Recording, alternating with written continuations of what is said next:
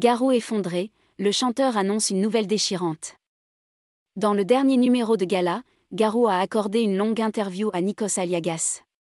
L'occasion pour le chanteur québécois de faire part d'une bien triste nouvelle concernant l'un de ses plus proches amis. Garou est sorti de sa forêt québécoise.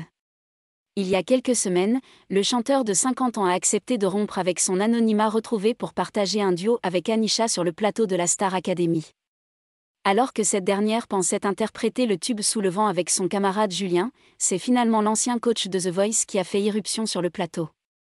À la fin de la prestation, il a également poussé quelques notes avec celui que certains surnommaient le « cancre de la saison », pour le plus grand plaisir de ce dernier.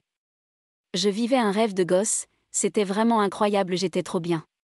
C'était vraiment trop cool », avait confié Julien à Michael Goldman dès le lendemain, lors du débrief du Prime avec leur ballon.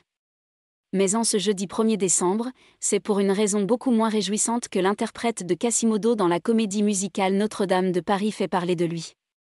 Dans les colonnes du dernier numéro de gala, il a en effet annoncé une bien triste nouvelle, l'un de ses plus proches collaborateurs et amis vient de nous quitter. Garou a perdu son plus fidèle ami. Cet homme qui a tant compté dans la vie de Garou n'est autre que son avocat, Léopold Fournier. Il vient de décéder.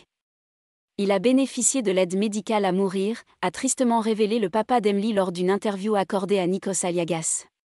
On l'appelait l'avocat des stars, la star des avocats. Il m'a appelé juste avant son départ, il y a 10 jours. Ça m'a énormément touché. J'espère qu'il reviendra parmi nous comme un maître de Jedi.